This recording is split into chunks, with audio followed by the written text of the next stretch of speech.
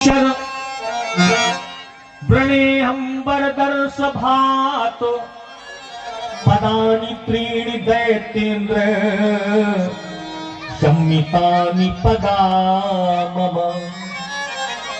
पदानि त्रीणि, हमको आप ऐसा करें 3 पग भूमि दे दें। बलि महाराज हाथ जोड़ के खड़े हुए, बोले महाराज आप रहे तो बामन के बामन ही, आप बामन के बामन ही रहे। अरे मांगा भी तो क्या, 3 पग भूमि। मुझ जैसे त्रिलोकीनाथ से आप 3 पग भूमि मांग रहे हैं, जबकि मैंने सुना है अग्रिम बुद्धि बाणिया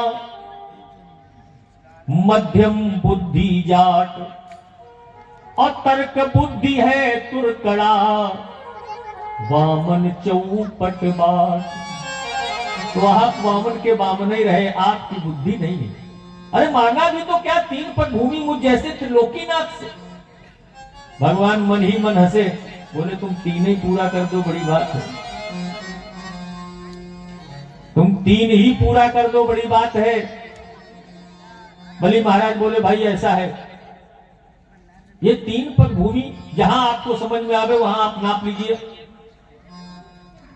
भगवान कहते हैं ऐसे नहीं, बिना संकल्प के ब्राह्मण को दक्षिणा नहीं दी जानी चाहिए। अगर आप बिना संकल्प के ब्राह्मण को दक्षिणा देते हैं तो उस दक्षिणा का आपको कोई लाभ नहीं मिलेगा।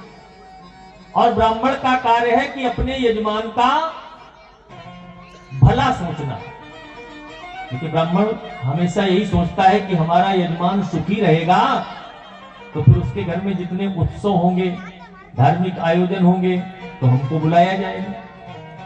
और अगर ब्राह्मण पहले से ही कुछ गड़बड़ कर दे आपके घर में, तो दोबारा बुलाओगे क्या है? तो वामन भगवान ने कहा कि देखो महाराज, बिना संकल्प के हम आपसे बिल्कुल भूमि नहीं लेंगे। बलि महाराज बोले महाराज क्या 3 पग भूमि का संकल्प करना, अरे नाप लीजिए आप। बोले नहीं। लेकिन वहीं पर शुक्राचार्य जी महाराज खड़े, वो समझ गए कि ये कौन है। शुक्राचार्य जी महाराज आए और बलि का हाथ पकड़ के अपने पास ले गए। बोले बलि क्या कर रहे हो, संकल्प न कर देना। बोले क्यों? बोले ये जो है ना बामन रूप दिखाई पड़ रहा हमको, तो ये विष्णु छलिया की कोई चाल नजर आ रही। बलि महाराज बोले गुरुदेव अगर विष्णु जी है तो और बढ़िया बात है, हमारे दरवाजे चल के स्वयं नारायण को मांगना पड़ा, ये छोटी बात है क्या? यहाँ पर शुक्राचार्य जी महाराज कहते हैं, सुखदेव जी कहते हैं राजन परीक्षित, शुक्राचार्य जी महाराज ने बलि महाराज को बताया है कि 8 स्थान ऐसे हैं जहां झूठ बोलने से पाप नहीं लगता। समझ रहे? 8 स्थान कौन कौन? स्त्री से नर्म विवाहे चा वृद्धर्थे प्राण संकटे गो ब्रह्मार्थे हिंसायाम नानतम स्याज गुप्ति सम। 8 स्थान पे झूठ बोलने से पाप नहीं लगता।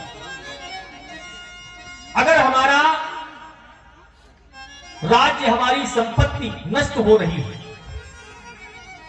जा रही है, और उस संपत्ति और राज्य को बचाने के लिए अगर हम झूठ बोल जाएं तो फिर हमको पाप नहीं लगता।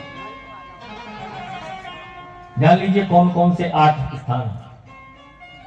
अगर अपने प्राण कहीं संकट में फंसे हो और अपने प्राणों को बचाने के लिए आपको झूठ बोलना पड़े, तो आप झूठ बोल जाइए, आपको पाप नहीं लगेगा। अगर किसी भक्त के प्राण संकट में फंसे हैं तो आप झूठ बोल जाइए भक्त के प्राण बचाने के लिए, तो आपको पाप नहीं लगेगा। अगर किसी के कन्या का विवाह नहीं हो रहा और आपके झूठ बोलने से कन्या का विवाह हो जाए, तो आप झूठ बोल जाइए, पाप नहीं लगेगा। किसी गाय की हत्या होने वाली है आगे आगे गाय जा रही, पीछे से कसाई दौड़ रहा है। अगर गाय कसाई की आंखों से ओझल हो गई, आपने देखा है, कसाई आपसे पूछता है क्या गाय को देखा क्या, आप उसके प्राण बचाने के लिए झूठ बोल जाइए, आपको पाप नहीं लगेगा। और एक विशेष बात, स्त्री अपनी पत्नी से, माताएं हमको क्षमा करें, जो लिखा है वही मैं बताऊंगा, अपनी पत्नी से किसी भी व्यक्ति को महत्वपूर्ण बात छिपाने के लिए झूठ बोलना पड़े तो झूठ बोल जाइए, इसमें आपको पाप नहीं लगेगा।